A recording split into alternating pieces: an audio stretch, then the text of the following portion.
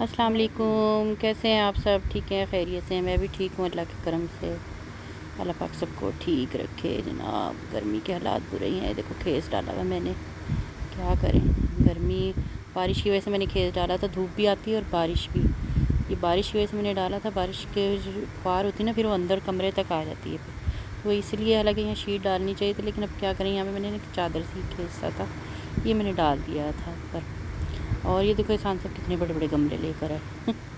एहसान को कहा था कि छोटे गमले ला कर दो, तो इतने बड़े बड़े 2 गमले उठा कर ले आए। मैंने कहा मैं वापस कर दो। हंसी कहने लगा नहीं अम्मा रहने दो, इसमें पौधे लगा लेना, रहने दो, आ गए तो कोई बात नहीं। और वो जो कूलर रखा हुआ है ना, वो सामने बड़ा वाला कूलर, ठीक है ना, वो मैंने खोल के रखा हुआ है। उसको परसों मैंने ना उसकी सफाई की थी। उसकी क्या खसें उसकी साफ़ की थी मैंने खोल के। हवा ही नहीं है सही आ रही थी, हब्स हब्स ही कर रहा था बहुत ज़्यादा। तो ये छोटा कूलर मैंने उधर से उठा कर फिर इधर रख लिया था। पहले ये बाहर ही था कूलर, लेकिन मैंने ना फिर अंदर कर दिया था इस कूलर को ना, बारिश की वजह से। एहसान कहते कि करंट ना आ जाए, कहीं स्विच वायर लगा हुआ था इस वजह से। हालांकि है तो प्लास्टिक बॉडी, लेकिन ये है कि फिर भी इन दिनों में वैसे ही करंट का पता है कि बारिशें होती ना, तो एहतियात ही अच्छी होती है कि दीवारों वगैरह में करंट आ जाता है, इसमें अर्थ आ जाता है।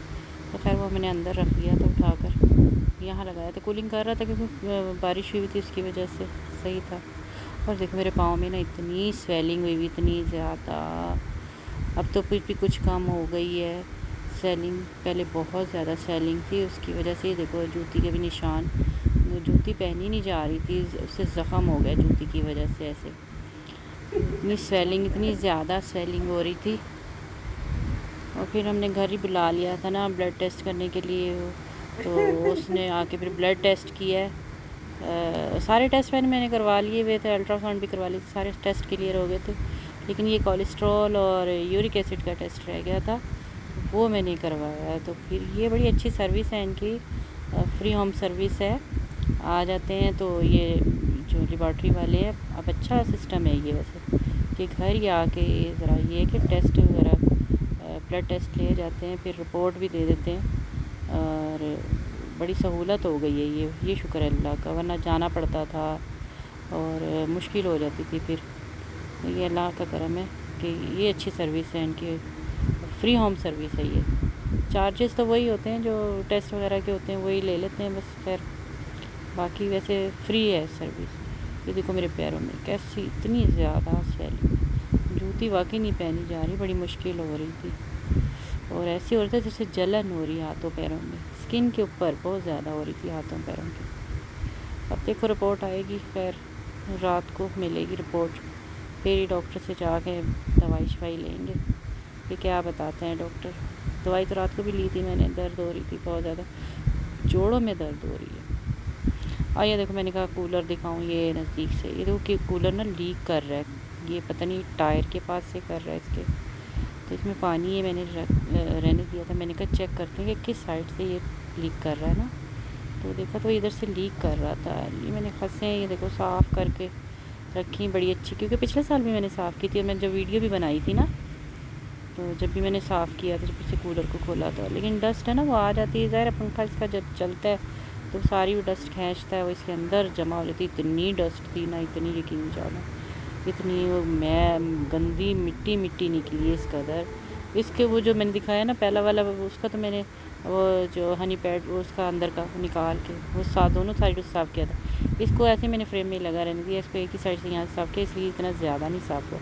लेकिन बहरहाल फिर भी पहले लेकिन इस पर साफ़ हो गया, पर मुझसे लगाया नहीं गया दोबारा। तो मेरी हिम्मत नहीं पड़ रही थी, शाम का टाइम हो गया था, फिर कल बारिश शुरू हो गई थी। तो मैंने कहा चलो कोई नहीं, अब सी भी लगाएगा, क्योंकि इसके पेज जो थे ना वो ख़राब हो गए हैं, सारे ख़राब हो गए हैं इसके पेज, वो जंग आलूद हो गए, वो लग भी नहीं रहे। मैंने हसीब से कहा, मैंने कहा इसको चेंज करके ना इसके पेज यहाँ पे लगा दो, ताकि ये फिर दोबारा अगर सफाई करनी हो ना तो फिर खोलने में आसानी हो जाएगी इसकी ना। तो कह रहा था अम्मा अच्छा मैं हफ्ते को छुट्टी होगी ना तो फिर मैं लगा दूँगा। तो वही करेगा फिर। अब देखो कल खैर से जब छुट्टी होगी उसको तो वो कर लेगा, लगा लेगा। ये देखो अंदर से इसके पानी के अंदर भी मिट्टी है, नज़र नहीं आ रही वैसे कैमरे में, लेकिन इसके अंदर भी मिट्टी है। इसका पानी ड्रेन करना पड़ेगा, साफ़ करना, फिर इसको साफ़ करके फिर फंसें लगेंगी इसकी। कोई नहीं, ये तो ये चीज़ें सही करते रहो ना तो इनकी मियाद बढ़ जाती है, मशीनरी की मियाद बढ़ जाती है।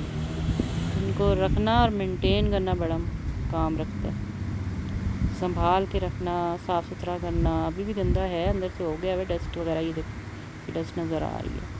और हमारे पौधे भी चल गए गर्मी की वजह से। एहसान साहब की तबीयत ही नहीं ठीक है, नहीं तो उन्होंने कर देना था। ये मनी प्लांट भी चल गया है, लेकिन ये देखो पुदीना निकल आया है इसका कितना माशाल्लाह से।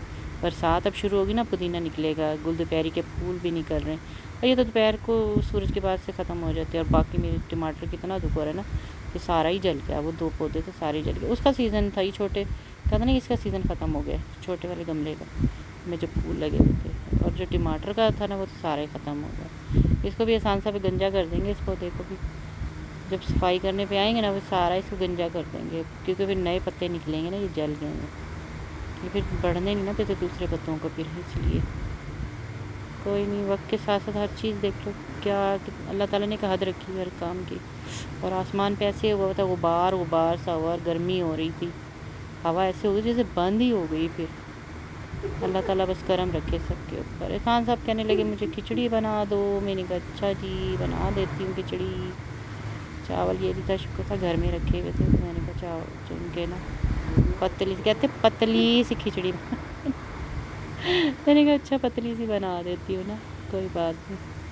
कह रहे थे नरम सी हो जाती ना, ज़रा आराम से मुझसे खाई जाएगी ज़रा, और फीकी बनेगी, इतनी ज़्यादा कोई वैसे स्पाइसी तो बनती नहीं खिचड़ी। वैसे भी फीकी से मुराद ये है कि लाइट सा नमक, और ना ही ऑयल ना ही घी, बिल्कुल पतली सी मूंगी की धुली हुई, मूंग की धुली हुई दाल की बनाऊंगी मैं, छिलकों वाली नहीं,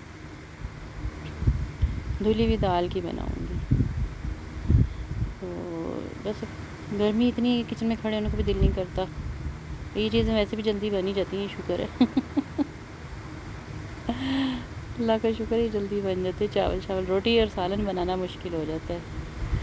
तो रोटी तो खासकर जो आग के बिल्कुल करीब खड़े होकर बनानी पड़ती है, वो ज़्यादा मुश्किल काम लगता है मुझे क्या, सबको ही मुश्किल लगता है। आजकल गर्मी के जो हालात हैं, बारिश हुई तो है पर हब्स कर गई बारिश बहुत ज़्यादा, और ये मौसम ऐसे ही जाएगा। आप ये देखो दाल, और ये मैं ऐसे ही चढ़ा दूँगी इसलिए कि जल्दी पक जाएंगे ना, और दाल भी तो फ़ौरन ही गल जाती है। ये मूंगी की दाल है तो फ़ौरन ही गल जाएगी। और हमारी खिचड़ी बनकर तैयार हो गई, मज़ेदार सी मज़ेदार सी खिचड़ी बनकर तैयार हो गई है। देखो हरी मिर्च मैंने भी क्या डाला था, नमक डाला था थोड़ा सा, 2 हरी मिर्चें डाली। एक किसान की प्लेट में चली गई, एक मेरी प्लेट में चली गई हरी मिर्च ना। तो वैसे अच्छी लगी उन्हें, मज़े की लगी, कह रहे मज़े की है बनी हुई ना, उनकी पसंद की बनी पतली। मैंने कहा अच्छा मैं भी खा लेती हूँ ना, तो मैं भी खाने लगी थी। मैं कहा चले एहसान साहब आप खा रहे हैं, मैं भी खाती हूँ। वाकई मज़े की थी, टेस्टी थी। इन्होंने मुझे टेस्ट करवाई ना, तो अच्छी लगी मुझे तो, नरम नरम सी और पतली सी बिल्कुल, और नमकीन नमकीन। हल्का सा इसका जो हरी मिर्चों का ना टेस्ट आ रहा था, हल्का सा, और कुछ नहीं। मैंने कहा चले एहसान साहब क्या करें, अल्लाह ताला बस सेहत तंदुरुस्ती दे। खाया ये सारी ज़िंदगी खाए, अल्लाह पाक ने हद रखी हुई है हर काम में, देख लो हर चीज़ में, खाने में भी, पहनने ओढ़ने में, हर चीज़ में एक हद रखी हुई है अल्लाह पाक ने। बाकी शुक्र है उस रब की ज़ात का। अल्लाह करम करे, जितने भी बीमार हैं अल्लाह ताला सेहत तंदुरुस्ती दे। खाया तो नहीं जाता, लेकिन मजबूरी है, क्या करें। चलें जी, मैंने कहा अगर मेरी वीडियो अगर ये अच्छी लगी तो लाइक और शेयर करना, और कमेंट्स में ज़रूर बताना कि हमारी वीडियो कैसी लगी।